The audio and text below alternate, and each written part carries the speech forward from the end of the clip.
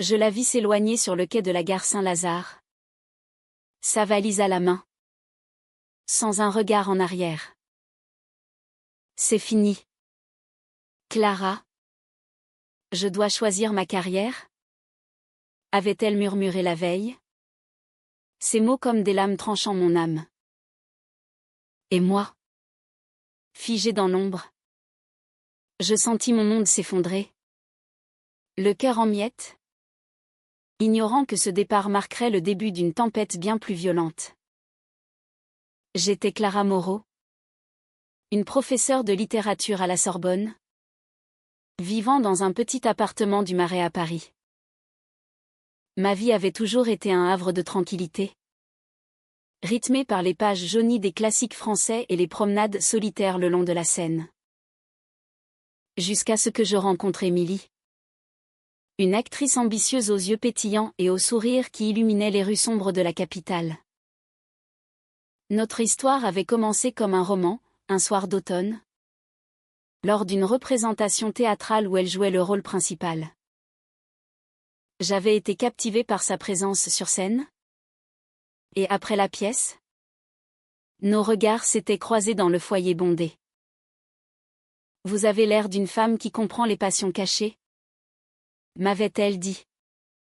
Et ainsi avait débuté notre liaison. Intense et secrète. Émilie était tout pour moi. Elle venait d'une famille conservatrice de province. Et notre amour devait rester dissimulé. Un secret que nous chérissions comme un trésor fragile. Mais les projecteurs l'appelaient. Elle rêvait de gloire, de rôle à Hollywood. Et Paris n'était qu'une étape. Je t'aime, Clara. Mais je ne peux pas renoncer à mes rêves pour toi. M'avait-elle avoué un soir?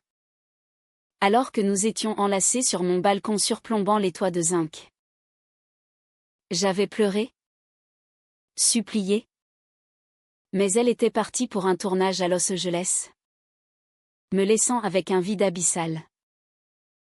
Les jours suivants furent un tourbillon de douleur. Je errais dans les rues de Paris. Hanté par les souvenirs. Le café où nous avions partagé notre premier baiser. Le Louvre où nous nous étions perdus dans les tableaux de Delacroix. Tout me rappelait elle. Mes amis tentaient de me consoler. Mais leurs mots sonnaient creux. Tu mérites mieux. Clara, disait-il. Ignorant la profondeur de ma blessure. J'avais investi tout mon être dans cette relation. Sacrifiant mes propres ambitions pour la soutenir. Et maintenant? J'étais seule. Confrontée à la trahison ultime, elle m'avait choisi comme un rôle secondaire dans sa vie. C'est alors que je rencontrai Jade. Elle était barista dans un petit café du quartier latin. Une femme d'origine espagnole. Avec des cheveux noirs cascadant comme une nuit andalouse et des yeux sombres qui semblaient porter les mystères de Séville. Jade avait fui l'Espagne pour Paris. Cherchant une nouvelle vie loin des traditions étouffantes de sa famille. Là-bas, on ne tolère pas les amours comme les nôtres. M'avait-elle confié plus tard. Notre première rencontre fut banale, je commandai un café. Les yeux rougis par les larmes. Vous avez l'air d'avoir besoin de plus qu'un espresso? Avait-elle dit avec un accent chantant qui m'avait fait sourire malgré moi. Au fil des jours, je retournais au café, attiré par sa chaleur. Jade écoutait mes peines sans jugement, partageant ses propres histoires de cœur brisé. Elle avait aimé une femme en Espagne, une danseuse de flamenco nommée Isabella. Mais leur relation avait été découverte, menant à un scandale familial. J'ai dû choisir entre l'amour et la survie. Murmurait-elle, ses mains tremblantes sur la tasse. Nos conversations devinrent des confessions. Des ponts jetés sur l'abîme de nos solitudes. Jade me faisait rire avec ses anecdotes sur la vie parisienne. me rappelant que la vie continuait malgré les chagrins. Pourtant, un secret pesait sur elle. Jade ne m'avait pas tout dit. Un soir, alors que nous marchions le long des quais de Seine, elle s'arrêta soudain. Clara, il y a quelque chose que tu dois savoir. Ces mots étaient hésitants, chargés d'une tension palpable. Elle révéla qu'elle était mariée. Un mariage arrangé en Espagne pour masquer son orientation. Son mari, un homme influent, la traquait, refusant le divorce. Il me considère comme sa propriété, avoua-t-elle, les larmes aux yeux. Cette révélation me frappa comme un coup de poignard. Étais-je en train de tomber amoureuse d'une femme piégée dans un mensonge? La confusion m'envahit. J'avais fui une trahison pour en affronter une autre. Pourquoi ne m'as-tu pas dit plus tôt, criai-je. Ma voix résonnant dans la nuit parisienne. Jade pleura, expliquant sa peur de me perdre. Je t'aime, Clara. Mais je suis prisonnière de mon passé. Ce moment marqua le début de nos conflits. Je me sentais trompée. Pourtant son désespoir éveillait en moi une compassion profonde. Était-ce de la pitié ou de l'amour? Les nuits suivantes furent agitées, remplies de disputes passionnées où nos voix s'élevaient comme des orages sur la Méditerranée. Malgré tout, Jade m'apportait une guérison inattendue. Elle m'initia à la culture espagnole, me faisant découvrir le flamenco dans un petit club de Montmartre. Danse avec moi, Clara. Laisse ton corps exprimer ce que ton cœur cache, disait-elle. Ces moments étaient magiques. Un mélange de rythme et d'émotion qui effaçait temporairement mes doutes. Pourtant, le passé d'Émilie ressurgissait.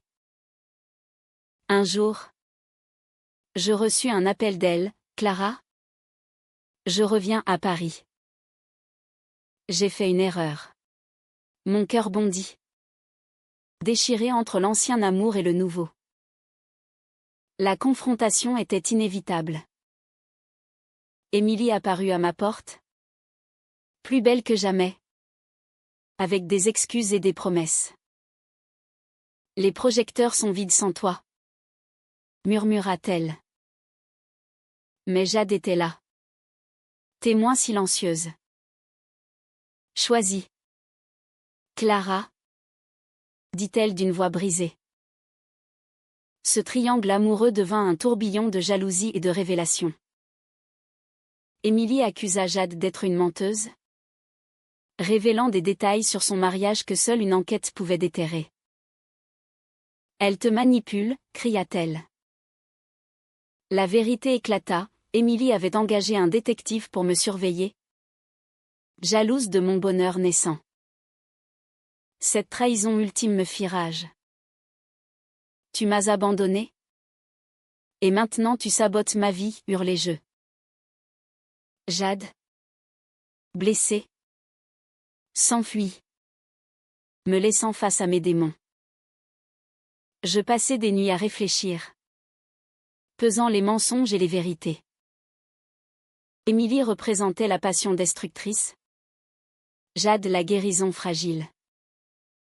Finalement, je choisis de poursuivre Jade.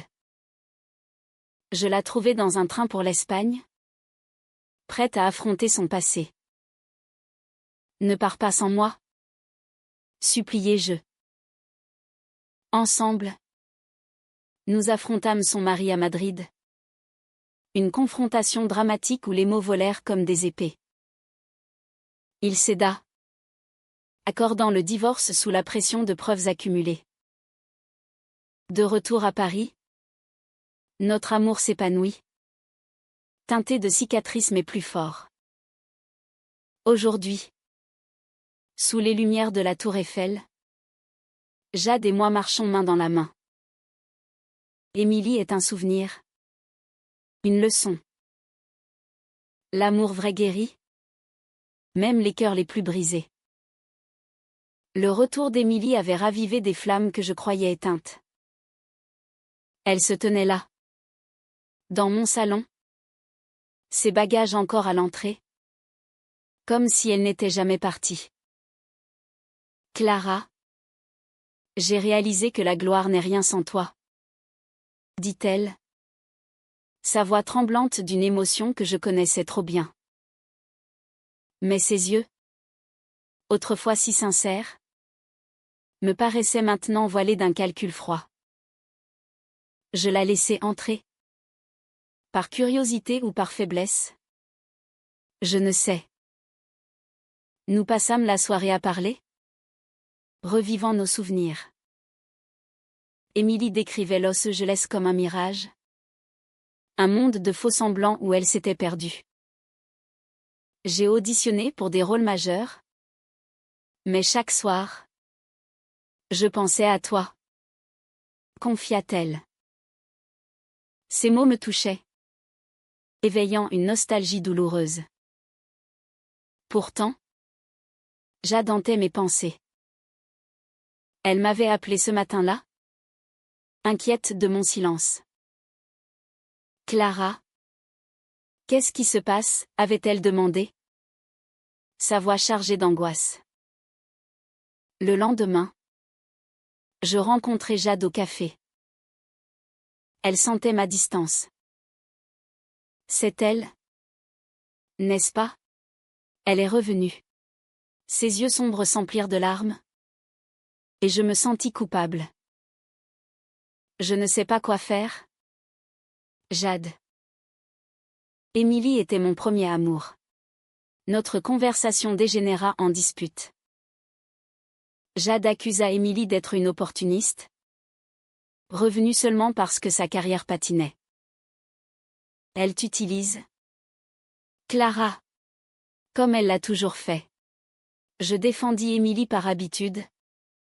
Mais au fond, je doutais. Les jours suivants furent un chaos émotionnel. Émilie insistait pour que nous reprenions notre vie commune, organisant des dîners romantiques dans des bistrots parisiens. Souviens-toi de nos promenades à Montmartre, disait-elle, me prenant la main. Mais ses gestes sonnaient faux, comme une réplique mal apprise. Pendant ce temps, Jade se retirait, blessée par mon indécision.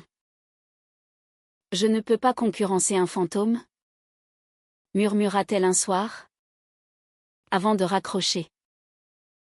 Un secret plus sombre émergea.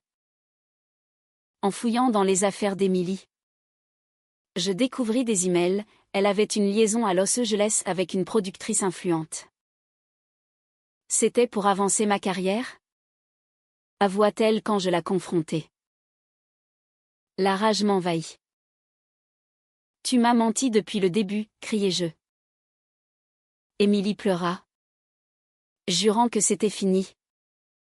Que j'étais son vrai amour. Mais la confiance était brisée. Irrémédiablement. Cette révélation me poussa vers Jade. Je courus à son appartement. Un petit studio près de la Bastille. Pardonne-moi. Jade. J'ai été aveugle. Elle m'ouvrit. Les yeux rougis. Clara. J'ai peur de te perdre à nouveau. Nous passâmes la nuit à parler. À pleurer. À nous rapprocher. Jade me raconta plus sur son passé espagnol, une enfance à Grenade, marquée par la passion du flamenco et les interdits familiaux. Ma mère m'a forcé à épouser cet homme pour sauver l'honneur, expliqua-t-elle. Son histoire m'émut, éveillant une empathie profonde. Pourtant, les conflits persistaient. Le mari de Jade, apprenant notre relation, envoya des menaces par courrier. Rentrer en Espagne? Où je révèle tout, écrivait-il. Jade paniqua, envisageant de fuir. Je ne veux pas te mettre en danger, Clara. Je refusai de la laisser partir. Nous affronterons cela ensemble. Nous consultâmes un avocat parisien, spécialisé dans les divorces internationaux. Les procédures étaient complexes, impliquant des lois espagnoles rigides. Au milieu de cette tourmente, un autre chaos inattendu survint. Émilie, jalouse, contacta le mari de Jade, lui fournissant des preuves de notre liaison. Elle veut te détruire parce qu'elle ne peut l'avoir, dit Jade, effondrée. Cette trahison croisée me fit bouillir de colère. Je confrontai Émilie dans un café public. Comment as-tu pu? Après tout ce que nous avons vécu. Elle rit amèrement. Tu m'as remplacé si vite. Je voulais te faire souffrir comme moi. Ces mots révélèrent une femme brisée par l'ambition, incapable d'amour vrai. Cette confrontation marqua un tournant. Jade et moi nous unîmes contre ces ombres du passé. Nous voyageâmes en Espagne, à Madrid, pour affronter son mari en personne. La rencontre fut tendue, dans un café ancien aux murs ornés de azuléjo. Vous n'avez pas le droit de la retenir? Déclarai-je. Ma voix ferme malgré la peur. Il céda finalement, signant les papiers du divorce, vaincu par notre détermination. De retour à Paris, notre relation s'approfondit. Jade m'apprit à danser le flamenco, ses mouvements passionnés reflétant notre amour. Tu es ma lumière, Clara, murmurait-elle. Pourtant, des doutes subsistaient, étais-je prête pour un engagement total? Les cicatrices d'Émilie me hantaient encore. Un soir, sous un ciel étoilé, Jade me demanda en mariage. Épouse-moi. Et laissons le passé derrière. Mon cœur hésita. Mais l'amour l'emporta. Oui. Jade. Pour toujours. Le mariage avec Jade semblait un rêve. Mais la réalité nous rattrapa vite. Les préparatifs étaient un mélange de joie et de tension, avec des familles distantes et des secrets qui refaisaient surface. Ma propre famille, conservatrice de Bretagne, ignorait encore ma sexualité. Quand vas-tu nous présenter un homme bien? Demandait ma mère au téléphone. Je tergiversais, craignant leur rejet. Jade, libérée de son mariage espagnol, rayonnait. Nous choisîmes une cérémonie intime à la mairie du Marais, suivie d'une fête dans un jardin secret. Ce sera notre victoire sur le monde, disait-elle, ses yeux brillants. Pourtant, un appel anonyme perturba notre paix. Votre union est une abomination. Était-ce le mari de Jade? Ou Émilie? La paranoïa s'installa. Émilie n'avait pas disparu. Elle apparut dans les tabloïds, actrice montante, mais ses interviews laissaient transparaître de l'amertume. L'amour vrai est rare à Hollywood, déclarait-elle. Un clin d'œil voilé à notre passé. Un jour, elle m'envoya un message, félicitations pour ton mariage. Mais sais-tu vraiment qui est Jade? Joint était un dossier, des photos de Jade avec Isabella. Sa ex en Espagne, datant de récemment. Le doute s'insinua. Qui est Isabella pour toi maintenant? Demandai-je à Jade. Elle pâlit. C'est du passé? Clara. Elle m'a contacté pour des conseils? Rien de plus. Mais les photos montraient une intimité suspecte. La jalousie me consuma. Tu m'as menti. Comme Émilie, accusai-je. Jade pleura, jurant son innocence. C'est un montage? Une vengeance d'Émilie. L'enquête révéla la vérité, Émilie avait falsifié les preuves, engageant un hacker pour manipuler les dates. Elle veut nous détruire? Confirma Jade. Cette révélation renforça notre lien, mais ébranla ma confiance en l'humanité. Comment les gens peuvent-ils être si cruels, murmurai-je. Au milieu de cela, un conflit familial éclata. Ma sœur, apprenant pour le mariage, me confronta. Clara, c'est contre nature. Pense à maman. Ces mots me blessèrent profondément, ravivant des insécurités enfouies.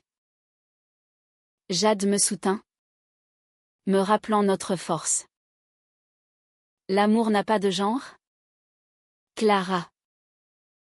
C'est ce que nous enseignent les poètes. Le jour du mariage approchait, mais un drame survenu. Jade reçut un appel de sa mère en Espagne, son père était malade, réclamant sa présence. Je dois y aller. Mais je reviens vite. Elle partit, me laissant seule avec mes angoisses. Des rumeurs circulaient, Jade retournerait-elle à sa vie d'avant? Pendant son absence, Émilie réapparut, feignant l'inquiétude. Jade te trompe? Clara. Elle est avec Isabella. Ces mensonges étaient évidents, mais semaient le doute. Je passais des nuits agitées, imaginant le pire. Jade revint, épuisée mais déterminée. Mon père m'a pardonné? Clara. Il accepte notre amour. Ces mots étaient un baume. Mais la tension culmina lors d'une dispute. Pourquoi ne m'as-tu pas emmené? Criai-je.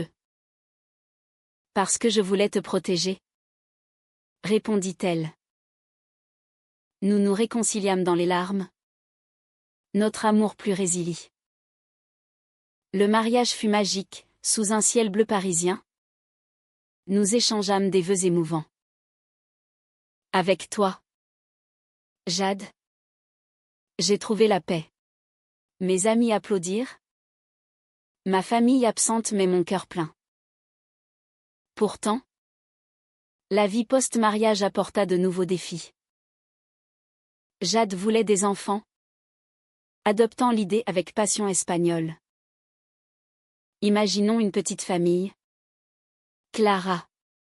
J'hésitais, craignant l'instabilité. Et si notre passé nous rattrape? Cette divergence créa des frictions, des débats intenses sur l'avenir. Un soir, lors d'un dîner, Jade révéla un secret, elle avait été enceinte autrefois. D'un enfant perdu à cause du stress de son mariage forcé. C'est pourquoi je veux tant une famille. Sa vulnérabilité me toucha, dissipant mes doutes. Faisons-le ensemble. Décidai-je. Notre voyage vers la parentalité fut ardu, avec des procédures administratives en France. Mais chaque étape renforçait notre lien, transformant les conflits en croissance. Aujourd'hui, avec notre fille adoptive, nous vivons une vie harmonieuse, teintée de la passion espagnole et de la subtilité française. La parentalité apporta une nouvelle dimension à notre amour, mais aussi des tempêtes imprévues. Notre fille, Sofia, adoptée d'un orphelinat espagnol, avait 3 ans, avec des yeux curieux comme ceux de Jade. Maman Clara, raconte-moi une histoire, disait-elle souvent. Et je m'exécutais, Tissant des contes de princesses aimant des princesses. Pourtant, les ombres persistaient. Émilie, maintenant starlet, publia un livre autobiographique, dépeignant notre relation comme une erreur de jeunesse. Les médias s'emparèrent de l'histoire, exposant notre vie privée. Clara Moreau, l'ex de l'actrice Émilie Laurent, mariée à une Espagnole controversée. Les articles étaient sensationnels, accusant Jade d'avoir fui un mariage abusif. La presse nous harcela. Des photographes campaient devant notre appartement. Sophia pleurait, effrayée par le chaos. Pourquoi les gens sont méchants, demandait-elle. Jade rageait, c'est Émilie. Elle veut sa revanche. Nous engageâmes un avocat pour diffamation. Mais le mal était fait. Nos amis se distancèrent, craignant le scandale. Un conflit interne surgit. Je blâmais Jade pour son passé, irrationnellement. Si tu n'avais pas ce bagage, nous serions tranquilles. Elle riposta, et toi? Avec Émilie? Ton indécision nous a menés ici. Nos disputes étaient violentes. Des cris résonnant dans la nuit parisienne, évoquant les drames shakespeariens. Au pic de la crise, Jade envisagea de partir. Peut-être que Sophia et moi devrions retourner en Espagne. Ces mots me déchirèrent. Ne me quitte pas, Jade. Nous sommes une famille. Nous cherchâmes de l'aide chez une thérapeute, une femme sage du quartier latin. L'amour demande du courage, nous dit-elle. Les sessions révélèrent nos peurs, ma crainte de l'abandon, la sienne du rejet. Un tournant vint quand Émilie contacta Sophia via les réseaux, feignant l'amitié. Je suis une vieille amie de ta maman. Horrifiée. Nous bloquâmes tout. C'en est trop, déclarai-je. Nous poursuivîmes Émilie en justice, gagnant une injonction. Elle s'excusa publiquement, admettant ses mensonges. Cette victoire nous unit. Nous déménageâmes à la campagne, près de Fontainebleau, pour une vie plus calme. Sophia s'épanouit dans les forêts, apprenant le français et l'espagnol. Jade reprit la peinture, ses toiles capturant la passion andalouse. Tu es mon muse, Clara, disait-elle. Pourtant, un secret de mon passé refit surface. Une ancienne élève, amoureuse de moi autrefois, révéla des lettres intimes. Clara était mon premier amour, clama-t-elle dans un podcast. Jade fut blessée. Combien de fantômes as-tu? Demanda-t-elle. Je confessai tout, pleurant. C'était avant toi, Jade. Toi seul compte. La réconciliation fut profonde. Un renouvellement de vœux sous les étoiles. Pardonnons-nous? Pour Sophia. Notre amour, forgé dans le feu, devint indestructible. Des années passèrent. Sophia grandit, fière de ses deux mères. Vous êtes mes héroïnes? Disait-elle. Nous voyageâmes en Espagne, réconciliant Jade avec sa famille. Son père, affaibli, bénit notre union. L'amour gagne toujours. À Paris, lors d'un festival LGBT, nous partageâmes notre histoire, inspirant d'autres.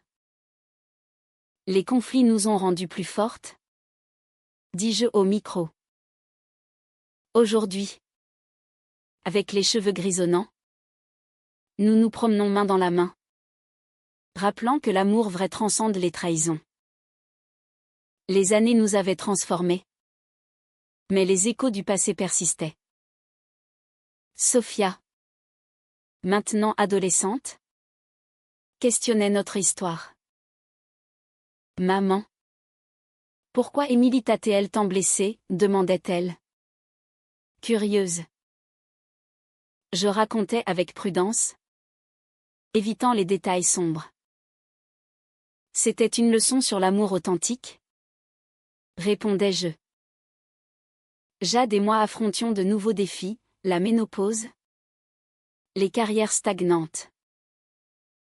Jade, reconvertie en professeur d'espagnol, regrettait parfois sa jeunesse passionnée.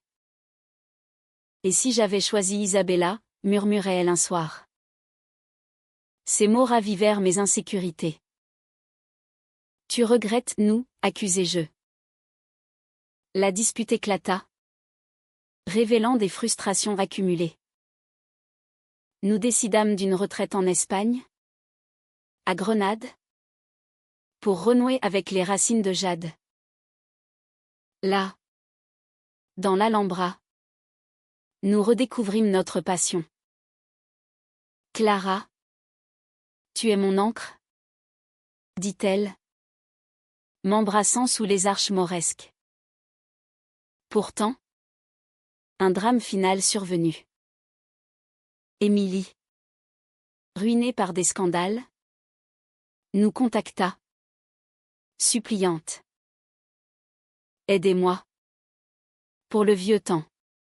Jade refusa, tu as causé assez de mal. Mais je, ému, offrit de l'aide anonyme. C'est de la compassion? Pas de l'amour? Expliquai-je à Jade. Cette décision créa une fissure. Jade se sentit trahie. Après tout, tu l'aides? Nous nous séparâmes temporairement. Moi restant à Paris.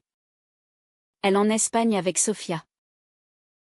La solitude me força à réfléchir. J'écrivis des lettres à Jade, confessant mes peurs. Sans toi, je suis perdue. Elle répondit. Émue. Reviens. Clara. Notre amour est plus grand que les erreurs. La réunion fut émouvante. À mi-chemin. À Lyon. Pardonnons tout, murmurâmes-nous. Sophia, médiatrice, nous unit.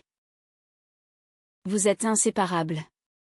De retour ensemble, nous vieillîmes en harmonie. Sophia se maria, fondant sa propre famille. Grâce à vous, je sais ce qu'est l'amour vrai. À la fin, assis sur un banc face à la Seine, Jade et moi nous remémorions notre voyage. Des trahisons au triomphe. Nous avons tout surmonté. Son sourire, inchangé, illuminait mon cœur. L'amour, avec ses conflits et ses guérisons, nous avait rendus immortels. Et dans le crépuscule parisien, teinté de passion espagnole, nous savions que notre histoire était éternelle.